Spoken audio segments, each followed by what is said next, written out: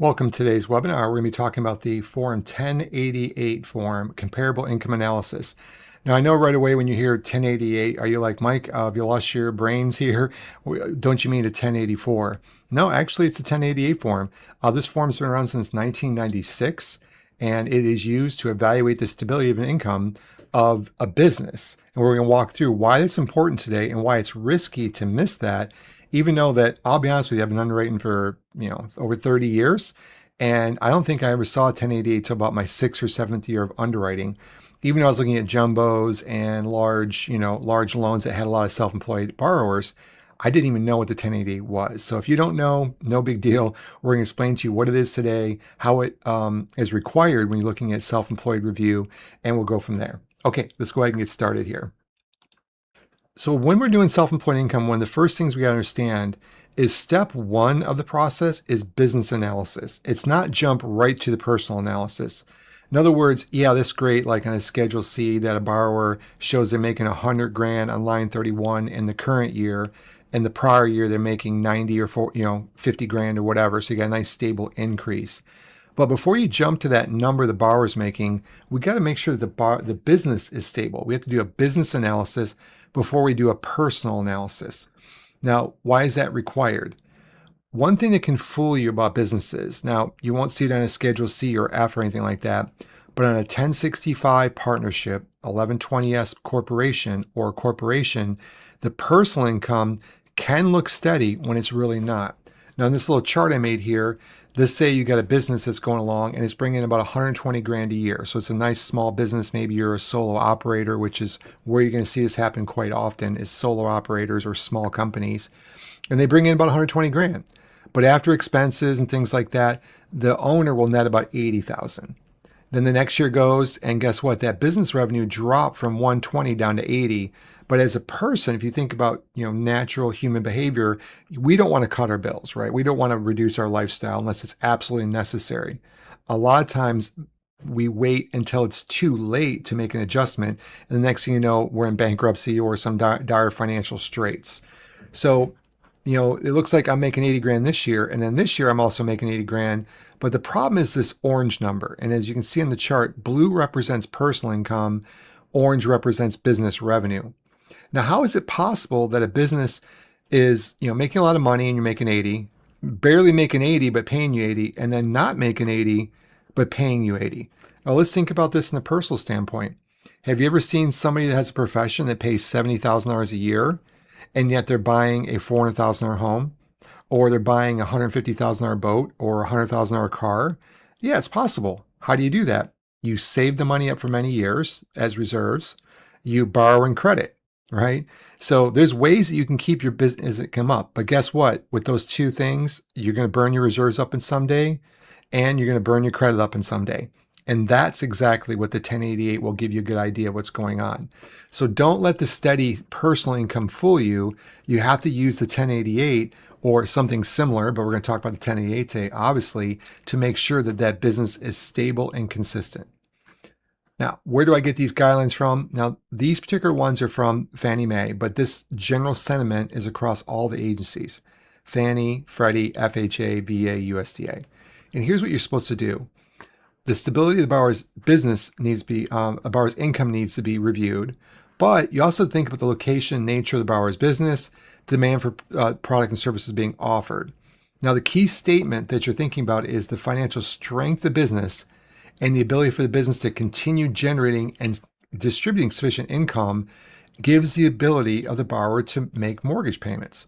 So does this mean I've got to be a Shark Tank investor and I got to know stocks and bonds and every product and do a review? Absolutely not. What they're saying is you have to have a reasonable standard. And that's why Fannie Mae in 1996 came up with the 1088. All right. That's what we're going to be going over today.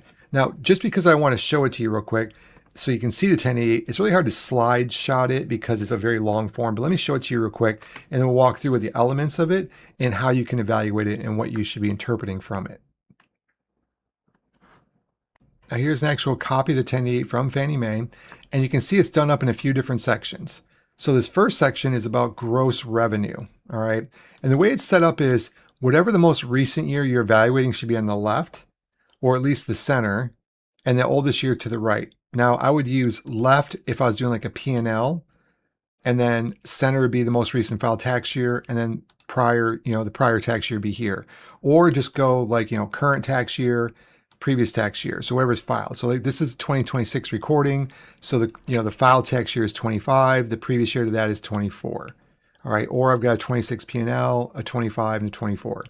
Now this first chart, and we're going to kind of chart it out and kind of help you interpret the data going on here, is saying, hey, take a look at the gross income. And it explains to you to put the gross revenue here, right, in each year, and then compare the change between the older year and the newer year. So what you're looking for is, up or down general revenue. The second thing is what's the general expenses, right? And so it tells you to take the expenses as a percentage of the business, right? So are your expenses 80% or 60% or what's going on? And then compare your next year, okay, is it greater or lower? And what's the percentage of versus the business? Now remember, a business has got kind of two goals at all at one time. Increase sales, reduce costs, right?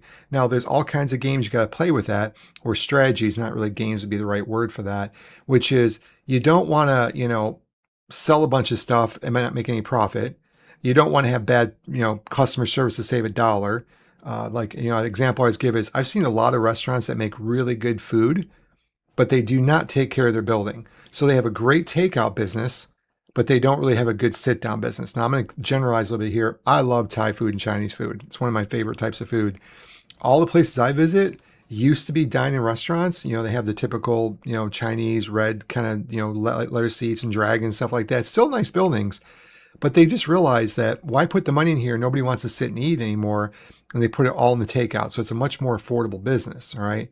So, but when you're running a business, you want to make sure that your quality is good throughout everything. So you don't want to ever, not invest in that restaurant, seating area, because then people will stop coming. And if your food's no good, nothing's going to be working, right? So that's what we're talking about here is why is the percentage change important? And if it moves, is it really that important? And we'll go over that in a little bit. And the next thing is what's your taxable income? This is where the personal income comes into play, right? So now this is what my bottom line is. The K1 shows what I earn, my W-2 wages from the business shows what I earn, or the Schedule C shows what I earn. So it's very important. And even in this form, you can see Fannie Mae wants you to say, pick from what you think is happening, increasing, decreasing, or level. Now you can go right to the Fannie Mae site, look at this and verify it. But now let's go through a few charts. So you see what the actual form looks like. And by the way, side note, if you're currently a Blueprint Income Expert client, you know this, but every one of our calculators that is self-employed and needs this form, it is built into there, so you automatically do it, right? So we're going to evaluate fully the income.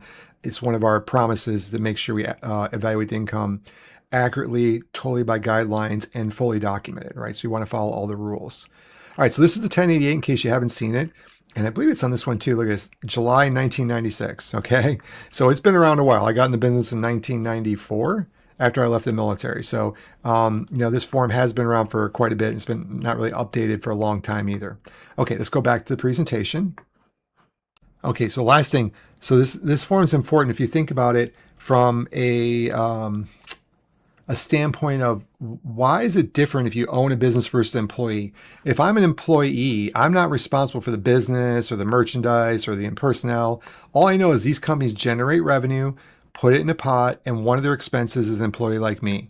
So I'm not responsible for marketing, sales, quality, customer service, taxes, all that stuff, right? So I have very little responsibility for the business except for doing my part in the team. That's why employed borrowers, if you get W-2s and pay stubs, don't require nearly as much analysis as a self-employed borrower would.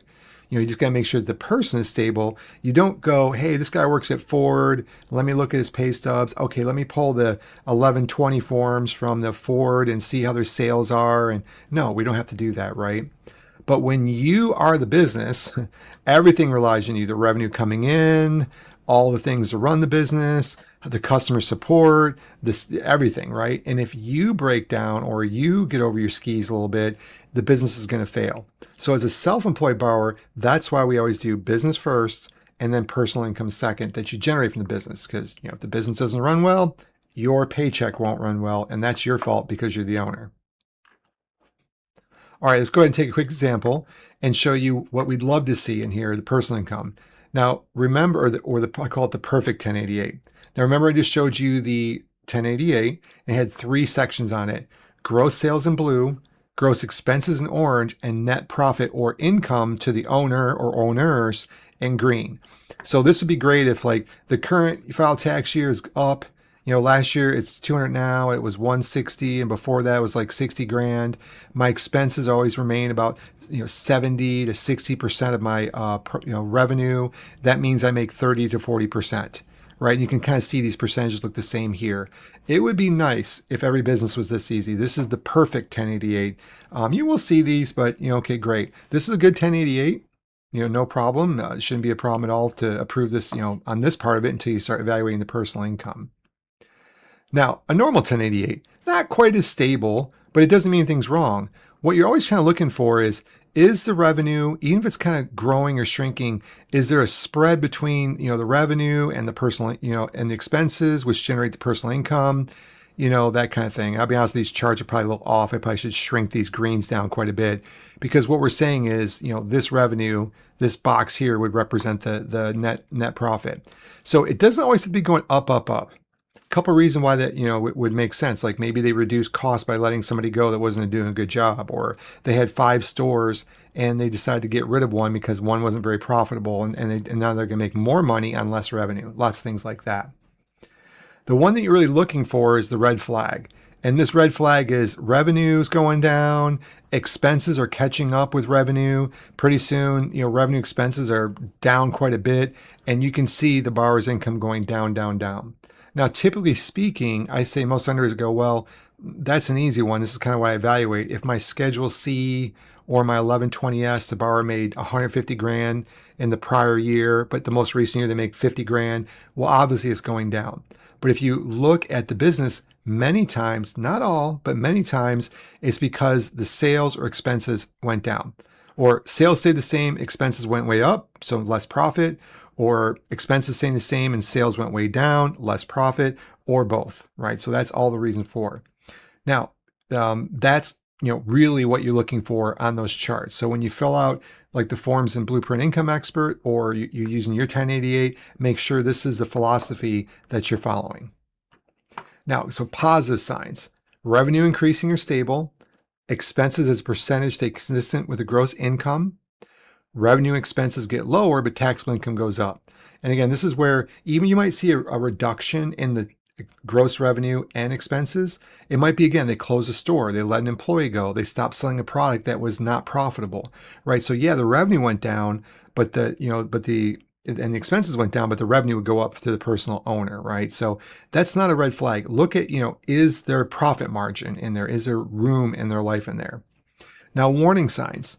Now, I think if it goes down over 20%, now I can't show you anything in the 5 guidelines except for FHA, where it talks about a manual underwrite of above 20% decline in net income, makes you do a manual underwrite. And I believe USDA says that 20% to them is normal, which means above 20% is not normal. And that's for employed income, which you could kind of infer would also mean self-employed stability. But anyway, 20% is a good number. And that, if it's going down year over year, right? If you see one over the year over the next, take a look at it. Is there a trend? Is it severe? Is it minor? Obviously 20% is pretty good chunk. Expenses increase in relation to gross sales.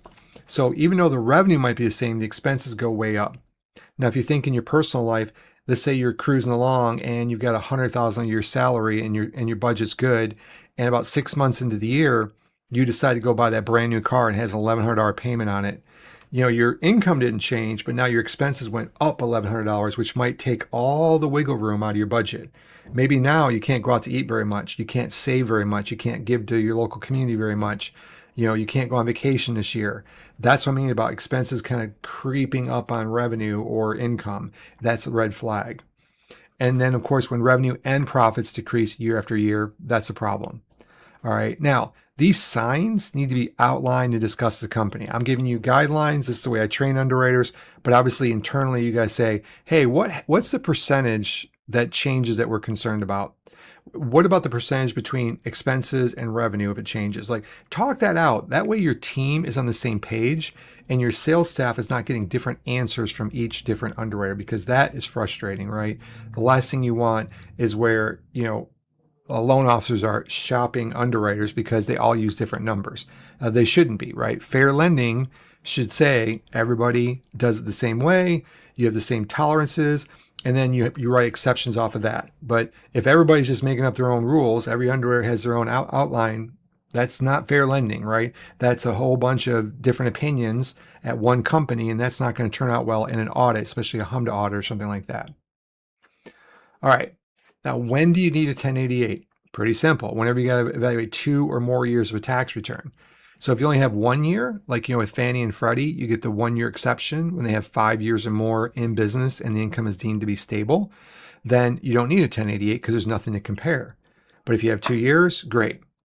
So kind of wrapping it up, skipping the business health is just as detrimental as miscalculating capacity, right? If you get the income wrong and go, wow,